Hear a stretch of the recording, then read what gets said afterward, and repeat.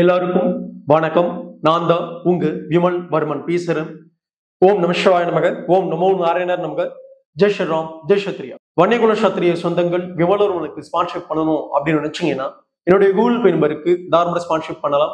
உங்களுடைய இந்த ஸ்பான்சர்ஷிப் இந்த சமூகத்துடைய பண்பாடு, கலாச்சாரங்கள், வரலாறுகள் மற்றும் அரசியல் விஷயங்களை அடுதலைமுறைகிட்ட தெளிவாக எடுத்துட்டு போய் சேர்க்க உங்களுடைய ஒவ்வொருத்தருடைய ஒவ்வொரு ரூபா ஸ்பான்சர்ஷிப்பும் பயன்படும் அப்படின்னு இந்த நேரத்துல சொல்லிக்க கடமைப்பட்டிருக்கேன். 2013 ஏப்ரல் 25 அன்னைக்கு தான் கடைசியாக வன்னியர் சங்கத்துடைய சித்திரை முழு நிலவு மாநாடு நடத்தப்பட்டது.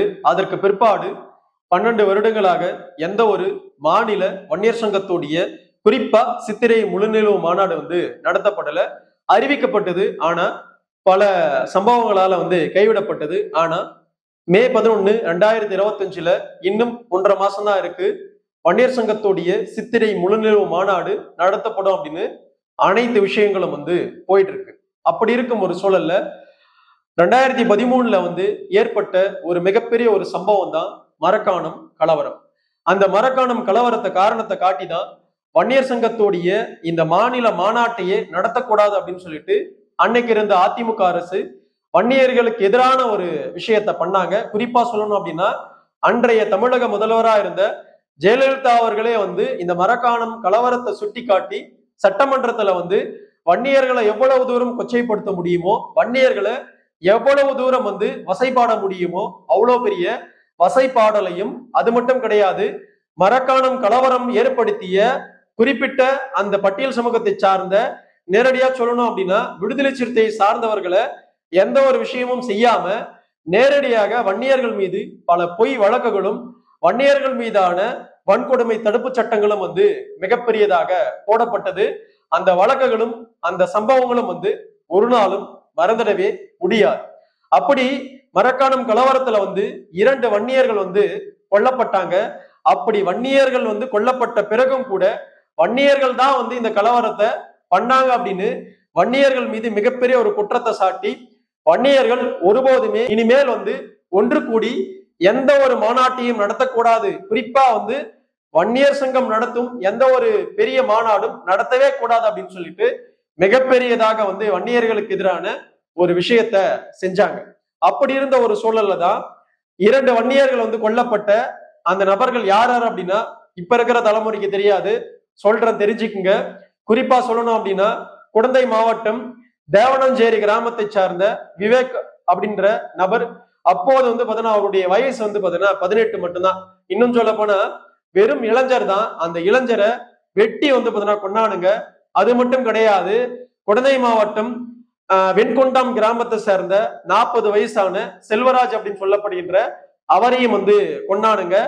அவருடைய குடும்பமும் விவேக் அவர்களுடைய குடும்பமும் இன்னைக்கு வரைக்கும் தவிச்சிட்டு தான் இருக்குன்றத நினைக்கிறேன். இப்படி வன்னியர்கள் மீது மிகப்பெரிய ஒரு சாதி வெறி ஆட்டத்தை விடுதலை சிறுத்தைகள் ஏற்படுத்தி வன்னியர்கள் மீதே வன்கொடுமை தடுப்பு சட்டத்தின் கீழே 42 வன்னியர்கள் இந்த கலவரத்துல ஈடுபட்டாங்க, இவர்கள் தான் ஒரு முக்கிய காரணம் அப்படின்னு சொல்லிட்டு போட்டாங்க. அந்த சம்பவத்தை பாட்டாளி மக்கள் கட்சியை சார்ந்த வழக்கறிஞர் பேரவை ஒட்டுமொத்தமாக முறியடித்து அந்த 42 வன்னியர்களுக்கும் வன்கொடுமை தடுப்பு சட்டத்திலிருந்து விடுதலையை வாங்கி கொடுத்திருக்கிறாங்க. இது மிகப்பெரிய ஒரு சம்பவம்.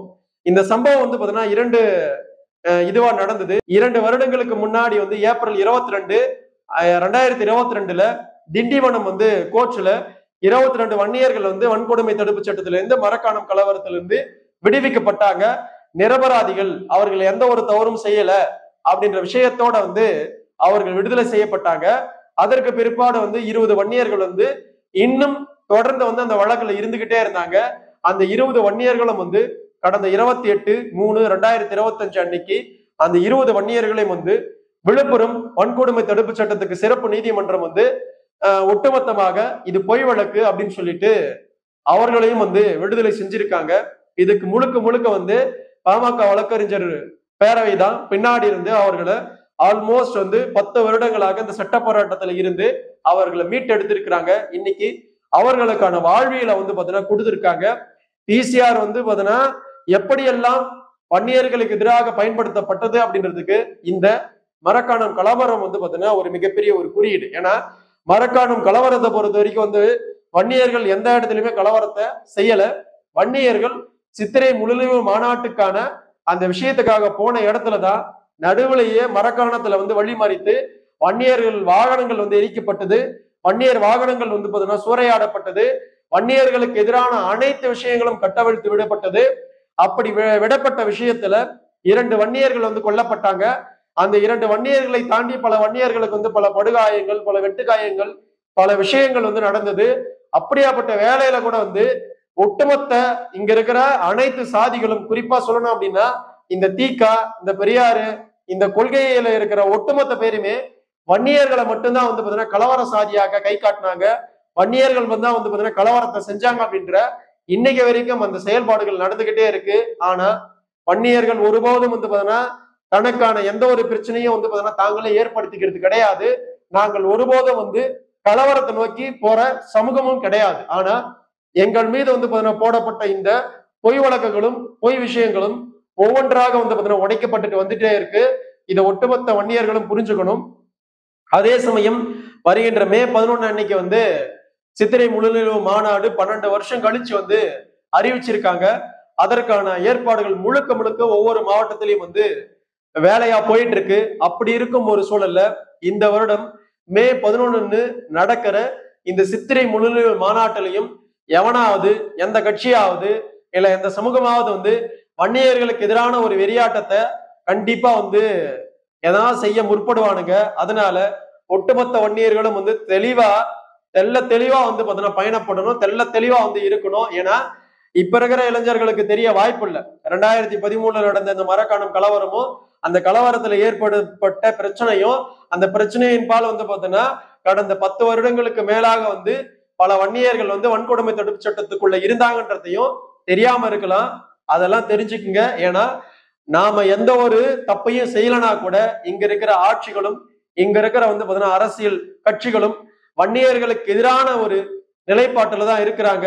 வன்னியர்களை எப்படியெல்லாம் கருவறுக்கணுமோ அப்படியெல்லாம் கருவறுப்பதற்கான எல்லா வேலையும் செஞ்சுட்டு இருக்காங்கன்றத ஒட்டுமொத்த வன்னியர்களும் புரிஞ்சுக்கணும். குறிப்பா இப்ப இருக்கிற இளைய தலைமுறை புரிஞ்சுக்கணும். அப்படி நீங்கள் புரிந்து கொண்டால் மட்டும்தான் வருகின்ற மே 11 சித்திரை முழுநிலவு மாநாட்டுக்கு சரியான முறையில நம்ம போய் எந்த ஒரு பிரச்சனையும் இல்லாம வீடு திரும்பணும் அப்படின்னு ஒட்டுமொத்த வன்னியர்களுக்கும் சொல்லிக்க விரும்புறேன்.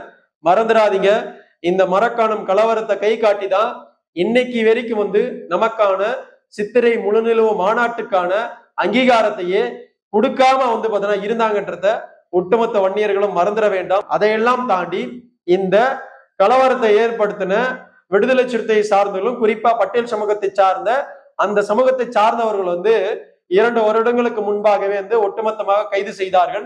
கைது செஞ்சு இன்னைக்கு சிறையில இருக்கிறாங்க. அனுபவிக்கிட்டோம். ஏன்னா தப்பே பண்ணாம வந்து வன்னியர்கள் வந்து 2 பேர் கொல்லப்பட்டன. தப்பே பண்ணாம வந்து கடந்த 10 வருடங்களாக பிசிஆர் கேஸுக்குள்ள 42 வன்னியர்கள் இருந்திருக்கிறாங்க அப்படின்னா இதையெல்லாம் ஒருபோதுமே மன்னிக்க முடியாது. ஏன்னா தப்பு செஞ்சவனுங்க எவனோ, கலவரத்தை ஏற்படுத்துறது எவனோ, ஆனா தப்பு பூரா வந்து பாத்தீங்கன்னா வன்னியர்கள் தான் செஞ்சாங்க அப்படின்ற பேரை மட்டுமே வந்து வன்னியர்கள் மேல வச்சுட்டானுங்க. ஆனா இதையெல்லாம் இப்ப இருக்கிற தலைமுறை இந்த சமூகத்துடைய புரிதலா வந்து எடுத்துக்கணும். ஏன்னா நாம எவ்வளவு தூரம் சரியான முறையில பயணப்பட்டாலும் இந்த சமூகத்தை எப்படியெல்லாம் அழிவு பாதிக்கோ இல்ல அழிக்கிறதுக்கோ போக முடியுமோ அவ்வளவு பெரிய வேலையை சுத்தி இருக்கிற எல்லாருமே பார்த்துட்டு இருக்காங்க. அதனால வன்னியகுல சத்திரிய சொந்தங்கள் வந்து சமூக உணர்வோடும் சமூக பொறுப்போடும் வந்து பயணப்படணும் அப்படின்னு அன்போட சொல்லிக்க விரும்புறேன். அதே போல கடந்த 10 வருடங்களாக இந்த வழக்குல சமூக நீதி பேரவை, அதாவது வந்து பாமகவுடைய வழக்கறிஞர் பிரிவு வந்து தொடர்ச்சியாக இந்த வழக்குல இருந்தவங்களை வந்து காப்பாத்தி வன்கொடுமை தடுப்பு சட்டம் பொய்யாக போடப்பட்டது அப்படின்ற விஷயத்த புறம் உடைச்சி விட்டு இருக்கிறாங்க. இதை நாம கண்டிப்பா பாராட்டியே தீரணும். ஒவ்வொரு வன்னியர்களும் வந்து அந்த பாமக வழக்கறிஞர் பிரிவுக்கு வந்து ஒரு நன்றியை வந்து நம்ம கமெண்ட் செக்ஷன்ல சொல்லிடுங்க. கண்டிப்பா சமூக உணர்வோடும் சமூக பொறுப்போடும் நாம இருக்க வேண்டியதோடு மட்டும் கிடையாது, சமூக விழிப்புணர்வோடும் நாம இருக்கணும்ன்றத மீண்டும் மீண்டும் விமல்வர்மன் ஒட்டுமொத்த வன்னியகுல சத்திரிய சொந்தங்களுக்கிட்டையும் சொல்லிக்க விரும்புறேன். நன்றி, வணக்கம். வாழ்க வளர்க வன்னிய பெருங்குளம், வாழ்க வளர்க வன்னியகுல சத்திரிய சமூகத்தின் பண்பாடும் கலாச்சாரமும் வரலாறும் மற்றும் வன்னியகுல சத்திரிய சமூகத்துடைய சத்திரிய தர்மமும் வேலங்கட்டும். அடுத்த ஒரு நல்ல காணொலியில சந்திக்கிறேன்.